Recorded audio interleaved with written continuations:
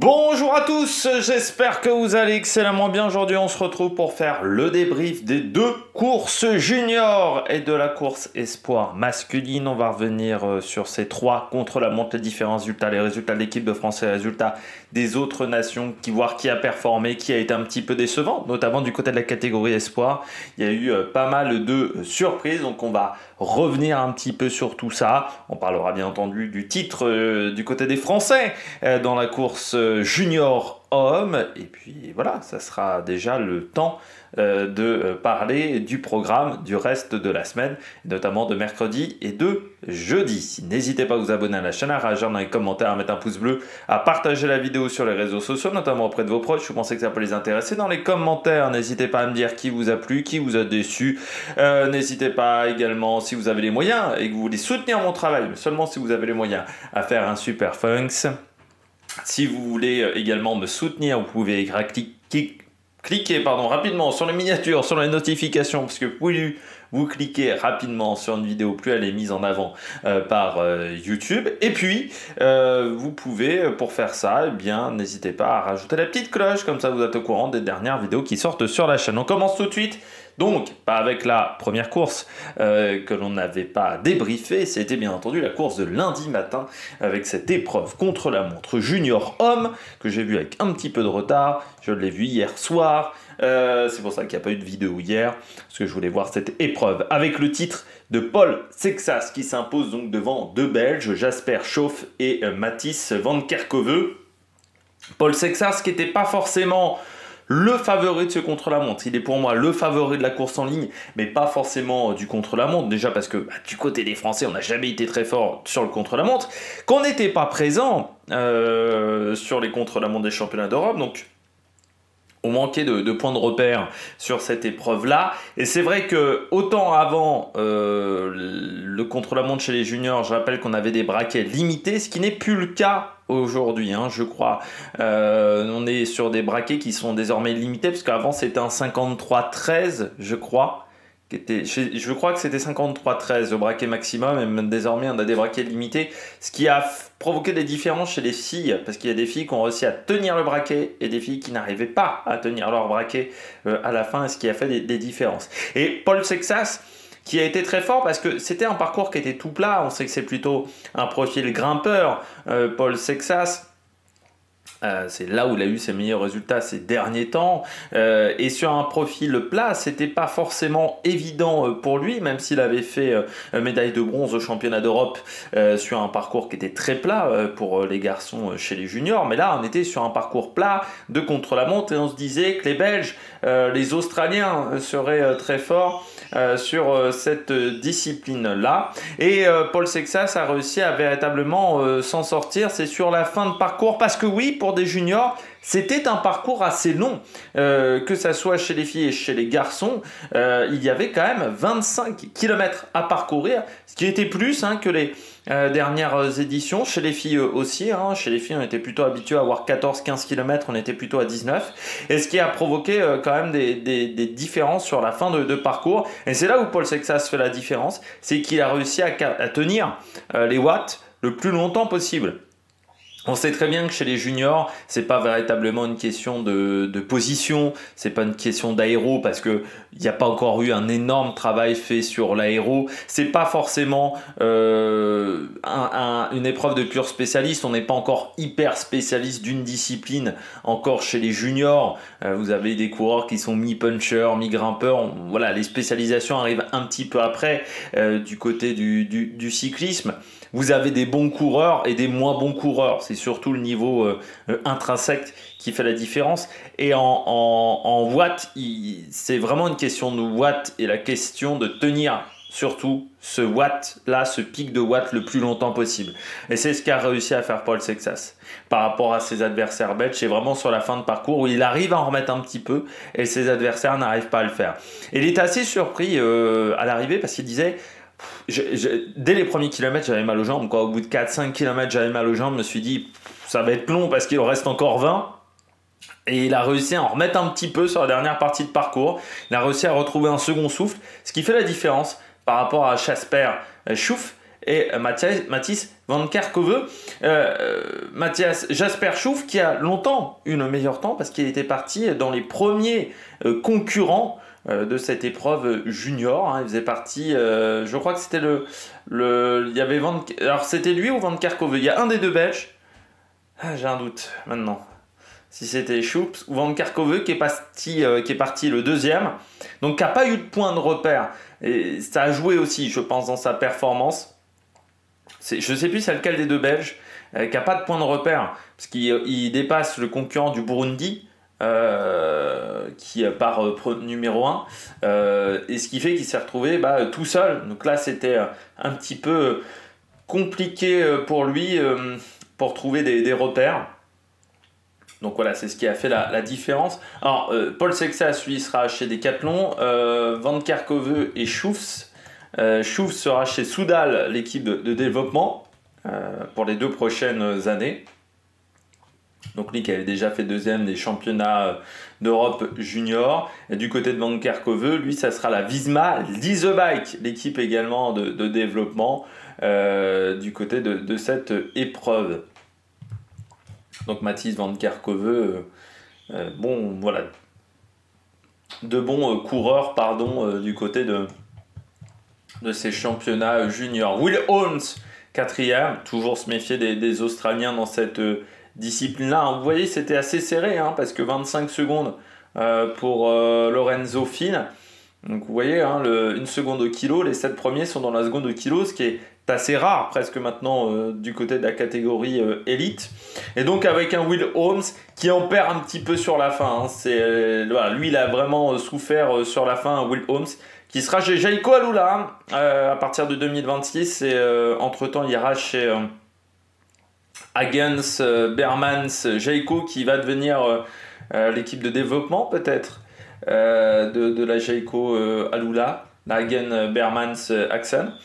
Mais là aussi il a réussi à faire du bon job, ce coureur, bon, voilà, qui a été pas mal en Europe, mais qui a eu du mal à tenir, tout simplement, voilà, du mal à tenir dans les derniers kilomètres.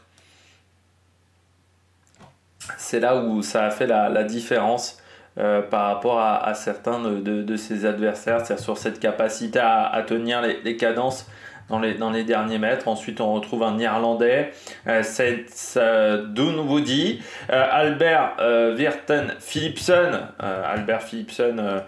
qu'on connaît bien dans cette catégorie là, qui avait remporté le 1 budget Valromé Tour. C'est pour ça que je dis ça, parce que j'avais vu ce résultat là où il avait été très fort également sur la course de la paix. Il fait partie des jeunes coureurs qui ont été performants, qui ira à la Lidl Trek lui dès l'année prochaine, et dans l'équipe 1 de l'équipe de la Lidl Trek, qui avait remporté le championnat d'Europe l'année dernière dans cette catégorie et qui avait remporté les 2 titres de champion du monde.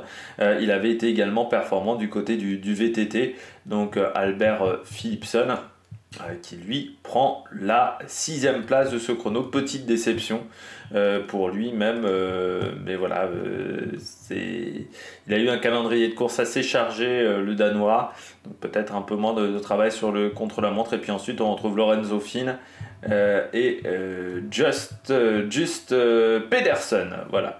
Les Américains assez loin, hein. C'est vrai qu'Ashlyn Barry, normalement on a pas mal d'Américains qui sont à un bon niveau, les Britanniques également, hein. Dylan Sage seulement au 12e, et vous avez Finlay Tarling qui est le frère de Joshua Tarling, seulement 24e. Du côté de la Norvège aussi, hein, on était venu avec Marius Inogdal, mais surtout on était venu avec Félix Horn Christophe, le demi-frère d'Alexander Christophe. Là aussi, ça finit assez loin dans cette catégorie. On s'aperçoit que ce sont les grosses nations, hein, qui sont aux avant-postes. Hein, vous voyez, dans le top 15, il n'y a pas de concurrents de petites nations. On pourrait dire, voilà, le concurrent néo-zélandais n'arrive que 17e. Le concurrent estonien, seulement 18. Voilà, du côté de cette épreuve. Et donc notre deuxième français, Louis Chalel, 11e, ce qui est pas mal hein, pour lui. C'est vrai qu'on a rarement eu des concurrents aussi performants du côté des épreuves juniors. Faut savoir que Paul Sexas est le premier champion du monde junior français. Jusqu'à maintenant, il y avait eu seulement une médaille d'argent. Tony Galopin et Laurent Lefebvre avaient pris des médailles de bronze à l'époque. Mais voilà, on était sur des performances qui étaient bien moins bonnes. Tiens, si je retourne sur le live, parce que je crois que cette info-là était sur le live. Non, c'était sur un autre. Ah non, c'était sur Twitter, pardon, que j'avais lu cette info, où on avait que 4. C'est que notre quatrième médaillé, Paul Sexas, dans cette catégorie-là junior. Et donc, encore une fois, il y avait eu Tony Galopin, Laurent Lefebvre. C'était en 96, c'était les premières années de la catégorie junior. Et la même année que Tony Galopin, il y avait un concurrent qui avait fait médaille d'argent, qui a ensuite été au Vendée-U, mais n'a pas fait une grande carrière. Mais j'ai oublié son nom parce qu'il n'a jamais été professionnel. On poursuit avec la catégorie Espoir. Et la surprise quand même du côté de cette catégorie Espoir. Donc on était sur 30 km, début de parcours. C'est le même kilométrage que les filles, donc avec ce début de parcours où il y avait pas mal de difficultés et ensuite on revenait vers Zurich pour une dernière partie très plate. Cette première partie de course, eh bien elle a fait des dégâts, en fait elle a fait des dégâts au niveau endurance des coureurs. On a vu pas mal de coureurs partir très fort, finir très mal. Et ce qui a provoqué d'énormes surprises, notamment Alex Egart, notamment Rafferty, Del Toro, Morgado également, qui finissent loin, et des coureurs qui s'en sortent plutôt bien et qu'on n'attendait peut-être pas à ce niveau-là. Je pense à Maxime Decomble, qui finit voilà 11e, ce qui est plutôt un bon résultat. Adam Rafferty, également le frère de Darren, qui a été bon.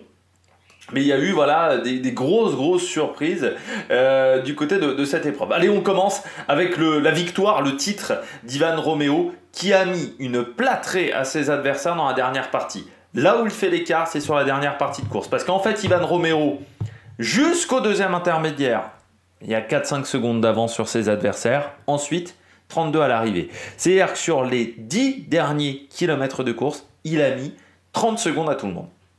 Mais vraiment phénoménal, parce que Söderqvist il est pas loin, hein, il doit être à 3-4 secondes, il finit à 32 et c'est celui qui s'en sort le mieux dans cette dernière partie. Il y a des coureurs qui ont vraiment explosé complet, je pense à Alex Egart, que Jan Crestan aussi a souffert. Ça a été vraiment une épreuve surprenante parce que dans la catégorie espoir, alors je le dis toujours avant, entre espoir et élite il y a des différences de niveau.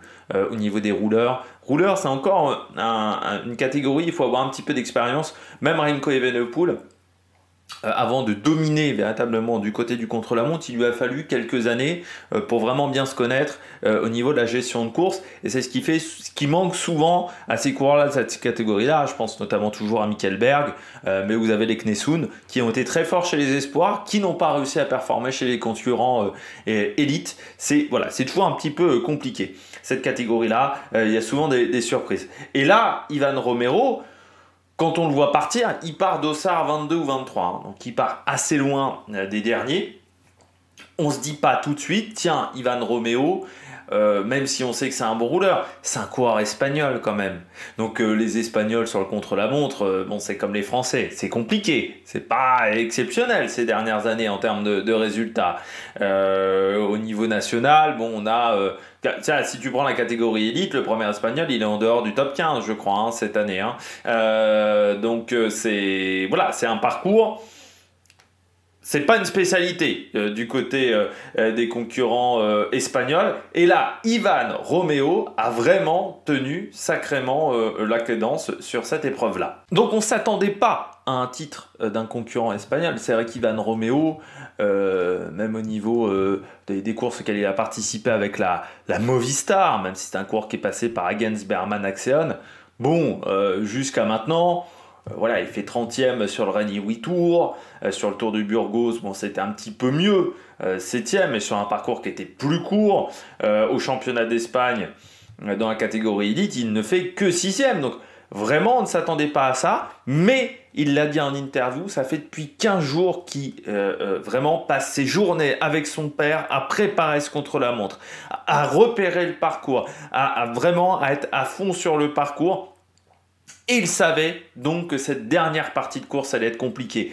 Et c'est un coureur qui est endurant. Regardez, c'est un coureur qui a fait 12e de la Classica Rain Parisor. Donc c'est un coureur qui sait tenir les cadences sur des longs kilométrages qui étaient dans l'échappée de Liège-Bastogne-Liège également dans des conditions qui étaient extrêmement compliquées. Et donc c'est un coureur qui a de l'endurance. Et là, ça a extrêmement bien marché, avec un petit peu de fraîcheur aussi, parce qu'il n'avait pas... Il avait repris en septembre, hein. Voilà, il avait fait un mois d'août assez costaud, mais il n'avait pas couru sur les 10 derniers jours, ce qui lui a permis de repérer parfaitement ce parcours, de travailler parfaitement cette épreuve et de remporter ce titre de champion du monde à 21 ans, en rappelant que l'année prochaine, normalement, hein, les coureurs de première et de deuxième division ne pourront pas participer à ces épreuves, parce que ça ne sera pas que pour les coureurs avant le tour, ça sera également pour les coureurs de deuxième division. Ce qui, je trouve, est stupide. On aurait mieux fait d'abaisser l'âge de cette catégorie espoir, parce qu'on va se retrouver à avoir une catégorie espoir où les meilleurs ne seront pas là. C'est-à-dire que le champion du monde espoir, déjà qu'on a du mal à avoir des fois les meilleurs du côté des championnats du monde espoir, là, on va se retrouver dans une situation où les meilleurs de cette tranche d'âge-là n'y seront pas. Ce qui est quand même problématique. Moi, j'aurais préféré qu'on descende l'âge de la catégorie espoir. C'est vrai qu'aujourd'hui, la catégorie espoir, c'est de 18 à 22 ans. Je pense qu'à 22 ans, on n'est plus véritablement... Enfin, quand on voit maintenant le cyclisme moderne, je pense qu'on n'est plus vraiment un espoir. Un espoir, pour moi, c'est en dessous, c'est 21. Là, lui, c'est encore un espoir. Mais à 22, bon, les coureurs qui ont 22 sont plus forcément des espoirs. Maintenant, à 22, tu es un professionnel, hein, tu es dans la catégorie élite. Et donc, voilà, du côté d'Ivan Romeo, c'était l'année ou jamais pour remporter ce titre, vu que l'année prochaine, il est chez Movistar. Donc, c'est un bon résultat pour lui. Devant Jakob Söderqvist. Alors, lui, on savait qu'il était performant. C'est celui qui s'en sort le mieux, hein, le coureur de la Lidl Trek Future, qui n'a pas encore de contrat hein, pour l'année prochaine, Söderqvist.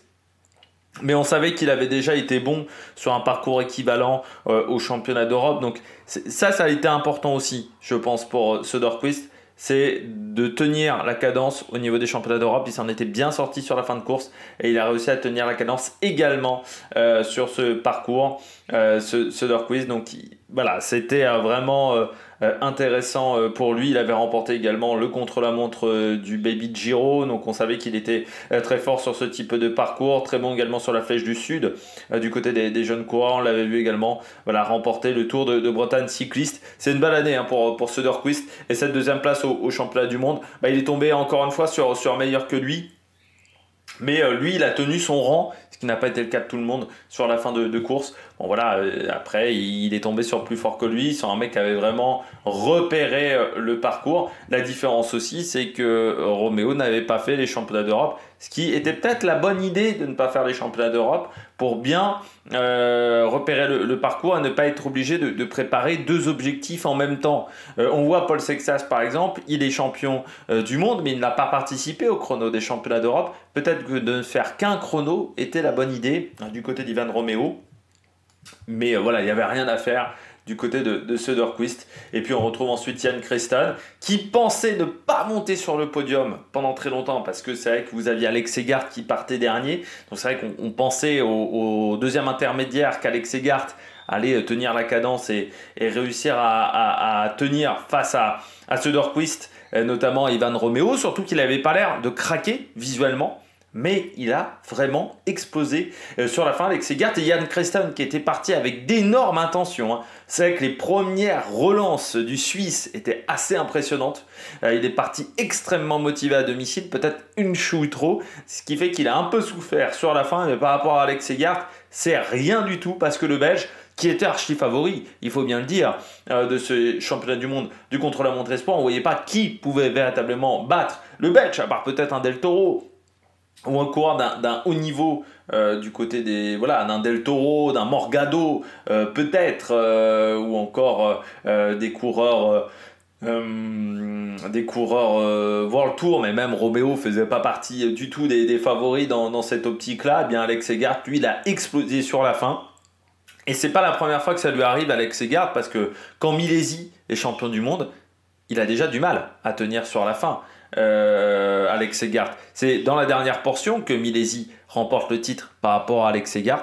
Et bien là, ça a encore été le cas pour Alex Segard, qui va devenir un petit peu le Stefan Kung 2.0, j'ai envie de dire, avec cette difficulté à obtenir des résultats sur les grands rendez-vous quand il a attendu, parce que c'est vrai que c'est pas la première fois qu'il a attendu Alex Segard et qu'il a du mal à réussir à obtenir un résultat. On retrouve ensuite Robin Orens qui finit donc 5e. Et puis la mauvaise surprise Darren Rafferty qui s'attendait à un peu mieux, l'Irlandais, et qui a battu Adam Rafferty, son frère, mais qui n'a pas réussi à faire mieux que 6e. Mais c'est vrai qu'on s'attendait à mieux d'Adam Rafferty que de Darren Rafferty, en sachant que certains sont partis tôt. Je pense à Ivan Romeo par exemple, qui était dossard 22, avec des conditions climatiques qui ont changé, c'est-à-dire que les premiers sont partis sous la pluie. C'est le cas de Del Toro, c'est le cas de Morgado, où il y avait pas mal de pluie. Ensuite le terrain a séché, mais ça veut dire qu'il y avait pas mal de vent sur le retour, et c'est ce qui a certainement fait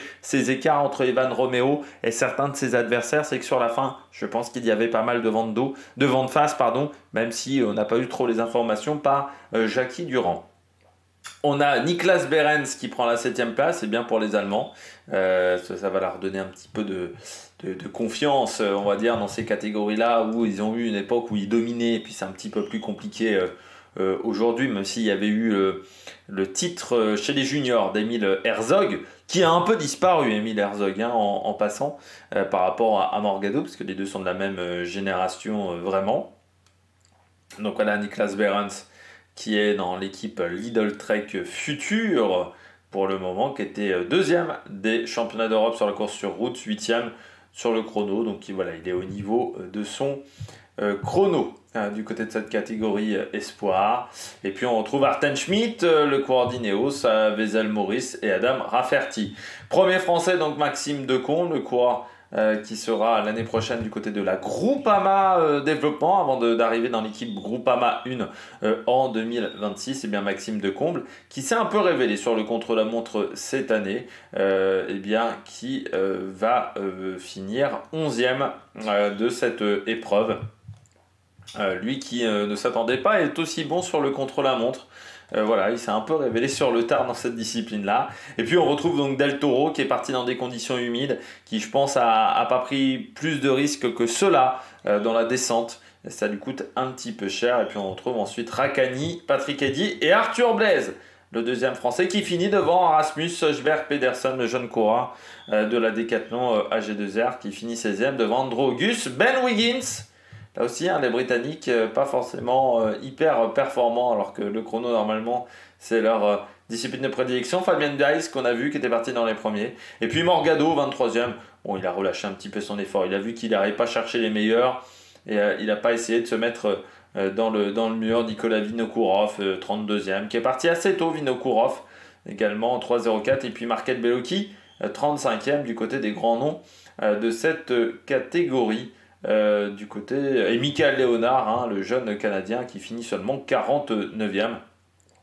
Là encore, c'est toute la difficulté de jeunes coureurs qui arrivent très tôt chez les élites. Il y a parfois, après, c'est compliqué d'exprimer son talent, et c'est totalement le cas, je trouve, de Michael Léonard. David Rico, le Mexicain, n'a pas terminé. Chute impressionnante dans un des virages du côté de David Rico, qui était pourtant bien parti dans les premiers concurrents, mais qui a complètement chuté. Grosse chute impressionnante, où il est passé par-dessus. Il a tenté de rattraper en freinant, parce qu'il élargit sa trajectoire, il essaie de freiner. La roue arrière essaye de passer devant, donc ça c'est rarement bon. Et puis ensuite il part en soleil complet. On passe à la course des filles pour finir du côté de Zurich. Donc encore une fois, cet écart entre les juniors garçons et les juniors filles de 5 km. Pourquoi? On ne sait pas. Les filles ne pouvaient pas faire 24 km. C'était physiquement impossible. Et le titre, là, pour une Britannique de Kate Ferguson, Là encore, des gros écarts hein, dans cette catégorie-là. Kate Ferguson qui a réussi à tenir la cadence sur la fin. C'était véritablement là où elle a fait la différence, Kate Ferguson. C'est qu'elle a réussi à tenir le braquet, ce que n'a pas réussi à faire Imogen Wolf. Imogen Wolf a eu beaucoup de mal à tenir la cadence sur la fin de course. Et Kate Ferguson, elle a réussi à le faire. On a cru pendant très longtemps au titre pour Victoria Schladonova, qui avait été titrée en VTT, la Slovaque qui a tenu très longtemps la première place, mais qui a été battue. Alors Kate Ferguson, si vous voulez savoir où elle sera l'année prochaine, on va faire pour les 3 premières. Kate Ferguson, elle sera chez Movistar, elle est déjà stagiaire chez Movistar, et j'ai envie de dire que Movistar chez des dames a bien fait d'aller la chercher, parce qu'elle a déjà fini deuxième du Grand Prix de Fourmies, et chez les dames c'est une course importante. Donc voilà, elle a déjà eu des résultats en venant des rangs juniors. Donc ça, c'est très rare, parce que même Eleonore Backstedt n'avait pas réussi forcément à avoir des résultats tout de suite, alors qu'elle dominait dans la catégorie junior. Elle a remporté le Tour du Gévaudan, notamment enfin voilà, elle a tout remporté, le petit trophée Alfredo Binda également. Enfin voilà, elle a dominé dans cette catégorie junior, sauf au championnat d'Europe où elle n'était pas présente, vu qu'elle était au Tour de la CEMOA. Et donc ce titre de championne du monde à 18 ans pour Kate Ferguson, pardon. Schladonova, elle rejoint la Visma Lease Bike. C'est que normalement, quand vous rejoignez cette équipe, c'est qu'on sait qu'il y a un minimum de talent. Elle avait pris la 3e place déjà au championnat d'Europe cette année. Et puis Imogen Wolf, qui, elle, avait remporté la 2e place des championnats de Grande-Bretagne catégorie junior sur la route, qui avait fini 4e du Tour de Gévaudan, junior 4e de Gand, Wevelgem. Et bien elle rejoindra également la Visma Lease Bike. Donc vraiment une belle génération du côté des Britanniques, avec Imogen Wolf et Kate Ferguson. On descend un petit peu. Faye Knaven, qui n'avait pas réussi à remporter le titre au championnat d'Europe, là n'est pas sur le podium sur ces championnats du monde. Faye Knaven, petite déception pour la néerlandaise qui est chez Jane Insurance. Je pense que son objectif c'était vraiment d'aller chercher ce titre. Et là, elle n'a pas réussi à le faire. Et puis Camilla Esbo, Lauren Bates, toujours cette école australienne du côté du contre-la-montre. Petite déception aussi, c'est Paola Ostiz, qui avait été championne d'Europe, un petit peu à la surprise générale, il faut bien le dire quand même, du côté des championnats d'Europe, et bien qui n'a pas réussi à s'imposer, qui n'a pas réussi à monter sur le podium. Alors il faut dire qu'il y avait quand même 5 km en plus, je crois, on était sur 14 km du côté des championnats d'Europe. On a 13 km et 18 km, donc il y avait une petite différence de kilométrage, ce qui a peut-être fait mal à cette concurrente qui devrait rejoindre en tant que stagiaire la Movistar, mais pas avant 2025. Voilà, on lui laissera encore une année pour prendre de l'expérience. Il faut le savoir qu'elle n'a que 17 ans. Paola Ostiz.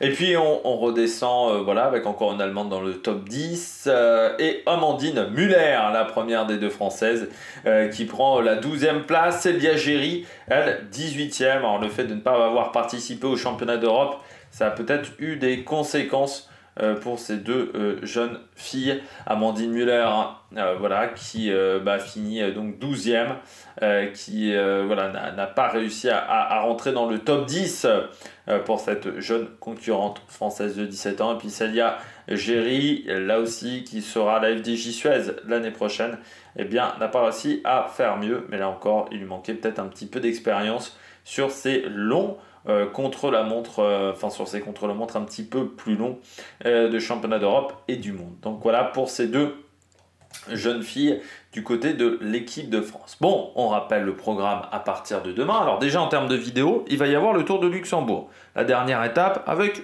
un concurrent. On parlait de la FDJ Suez, un concurrent de la Groupama FDJ qui a été très bon. Donc on va faire le débrief de ce Tour de Luxembourg. Et puis demain, il y aura les championnats d'Europe avec l'épreuve par équipe mixte. Là aussi, on fera un petit débrief. On essayera en fin de semaine de faire un débrief également de toutes les médailles du côté des épreuves handisport. Je les regarde avec un petit peu de retard, mais on a déjà pris beaucoup de médailles, notamment en catégorie C4, avec un triplé du côté de ces épreuves en e-sport. Et puis, donc mercredi, vidéo, on débriefe le contre-la-montre par équipe mixte. Et puis, il y aura les épreuves juniors jeudi, espoir homme vendredi, élite dame samedi, élite homme dimanche. Donc voilà, pour clôturer la semaine, en sachant qu'il y a toujours les disciplines handisport également qui continuent. Du côté de l'équipe de France, beaucoup de médailles sur les contre-la-montre. Et puis il va y avoir encore les épreuves sur route qui devraient nous réussir également dans cette catégorie-là. Bon, je crois qu'on a fait le tour. N'hésitez pas à vous abonner à la chaîne, à réagir dans les commentaires, à mettre un pouce bleu. Et puis nous, on se retrouve pour de nouvelles aventures sur Amec Productions. Ciao, ciao!